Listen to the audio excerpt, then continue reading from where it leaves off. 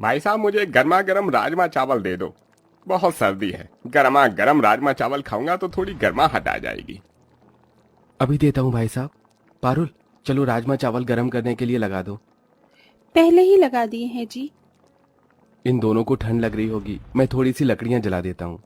रवि अपने ढाबे के पास थोड़ी सी लकड़ियां जला देता है, जिससे वहां खड़े ग्राहक खुशी खुशी अपने हाथ पैर गर्म आंच पर सेकने लगते हैं।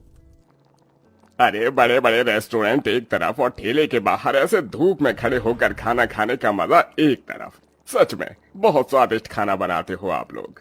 आप लोगों का बहुत शुक्रिया। बस आप लोगों की दुआ से हमारा ये ठेला चल रहा है।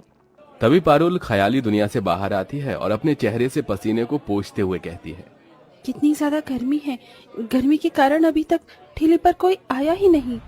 इस गर्मी की वजह से ही हमारे ठेले पर कोई नहीं आता, क्योंकि यहाँ गर्मी में किसी को आना अच्छा नहीं लगता। आपने बिल्कुल सही कहा। तभी एक आदमी उनके पास आता है और कहता है, अरे देखो, ये कब तक चलता रहेगा? गर्मी में आप खाना बेच रहे हो, लेकिन यहाँ खाना कोई नहीं खा पाता, क्योंकि बहुत ज्यादा गर्मी है। मैं तो बहुत मुश्किल से खाना खा पाया हूँ। अगली बार से मैं एसी वाले रेस्टोरेंट में जाऊंगा खाना खाने। 2-4 पैसे ज्यादा दे दो, लेकिन तसल्ली से खाना तो खा लो। उमेश पैसे देने के बाद वहां से चला जाता है। ये बातें सुनकर रवि और पारुल बहुत मायूस हो जाते हैं। अरे, ऐसे तो हमारे ग्राहक टूटते जा रहे हैं। जितनी चाहे मेहनत कर ले, जितना चाहे अच्छा खाना बना ले, लेकिन यहाँ गर्मी की वजह से कोई खाना खाना पसंद ही नहीं कर रहा। ऊपर से दिन प्रतिदिन गर्मी बढ़ती ही जा रही है। मैं सोच रही थी क्यों ना हम अपने ठेले के आसपास थोड़ी सी छाया करने के लिए तिरपाल का इस्तेमाल करें। तुम्हारा ख्याल बुरा नहीं है, अच्छा ख्याल है, लेकिन हमें थोड़े पैसों की जरूरत होगी, और अभी तो काम से भी पैसे सही से नहीं कमा पा रहे हैं। आपने बिल्कुल सही कहा, लेकिन 2-4 पैसे जो हमने जोड़ कर रखे हैं, उन पैसों से ही हमें त्रिपाल लानी होगी। जब तक काम नहीं चलेगा तो पैसे कहाँ से कमाएंगे? हाँ, तुम सही कहती हो। रवि और पारुल दोनों जो उनके कुछ पैसे जोड़े हुए होते हैं, उन पैसों से ही त्रिपाल लाकर अपने ठेले के ऊपर टांग देते हैं, जिससे चारों तरफ थोड़ी सी छाया हो जाती है और गरीब लोग वहां जाकर खाना खाने लगते हैं। अरे चलो भाई साहब, आपने बहुत अच्छा काम किया। नहीं तो रेस्टोरेंट में महंगा खाना खाने में बहुत पैसे खर्च होते हैं। रेस्टोरेंट तो बस नाम के होते हैं। वहाँ एसी होता है, खाना महंगा होता है, बस इंसान चैन से खा ही सकता है।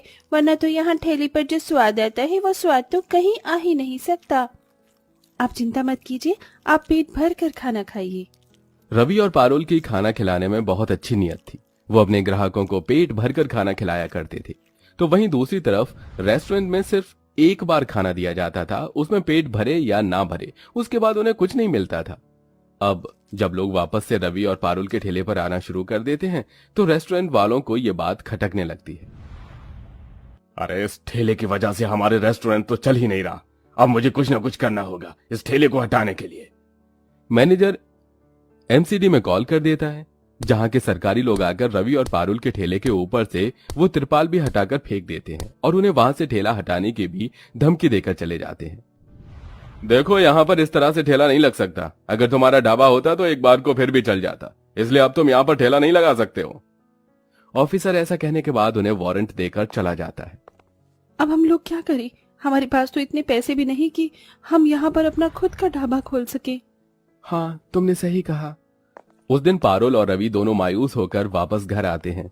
वहीं घर पर पारुल की सास कैलाशिनी की तबीयत बहुत ज्यादा खराब होती है और वो बिस्तर में लेटी होती है। बहू, तू मेरी दवाई लेकर आई? क्या बताऊं माँ जी, आज तो 1 रुपए की कमाई नहीं हुई। कहाँ से लेकर आती मैं आपकी दवाई? ऊपर से हमें वारंट मिल गया है, हम ठेला नहीं लगा सकते। हमें अब ढाबा ही खोलना होगा, और ढाबा खोलने के लिए हमारे पास पैसे भी नहीं हैं। हे भगवान, ये दुख भरे दिन हमारे जा क्यों नहीं रहे? एक मुसीबत कम नहीं होती कि दूसरी मुसीबत पहले ही हमारे लिए खड़ी रहती है। कब हमें इन परेशानियों से छुटकारा मिलेगा? अच्छा, मैं सोच रहा था कि क्यों ना हम खुद की मेहनत करके अपना ढाबा खोल लें। जैसे कि हम जंगलों से बांस की लकड़ियां लाकर और जो हमारे पास त्रिपाल पड़ी है उसे ढाबे के ऊपर ढक देंगे। इससे हमारा ढाबा तैयार हो जाएगा। जब इतना कुछ कर लिया तो फिर ये भी करके देख लेते हैं। अगले दिन दोनों पति पत्नी जंगलों से बांस की लकड़ी काट कर लाते हैं और उन्हें काट कर वो ढाबे का ढांचा तैयार करने लगते हैं। छत के लिए वो सूखी घास का इस्तेमाल करके उसके ऊपर त्रिपाल लगा देते हैं और साइड में भी सूखी घास से ही उसे ढक देते हैं।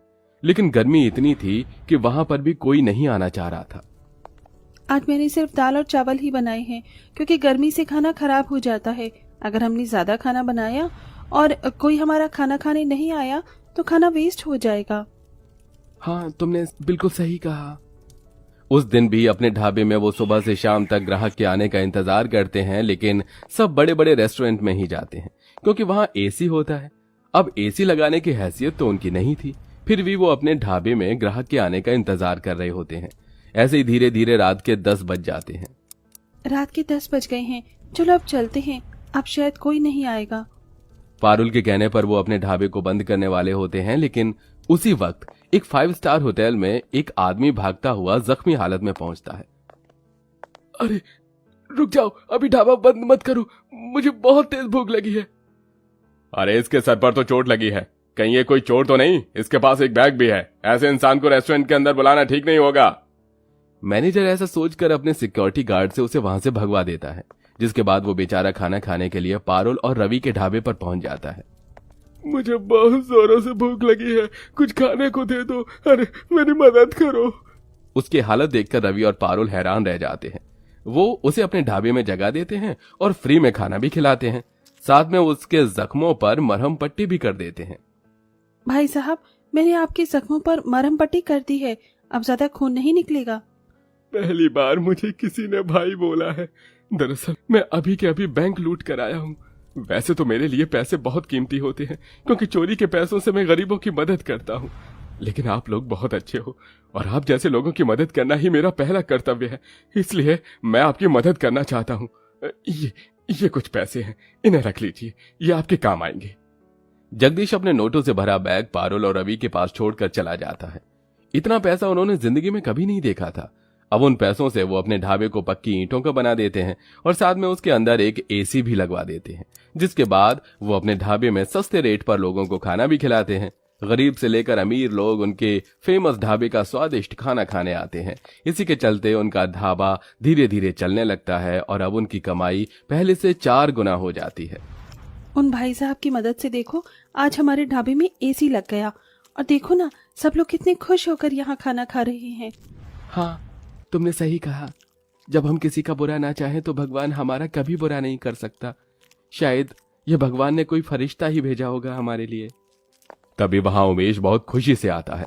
अरे लो भाई साहब, बहन जी, आपके एसी ढाबे में तो खाना खाकर मजा ही आ गया, फुल पैसा वसूल।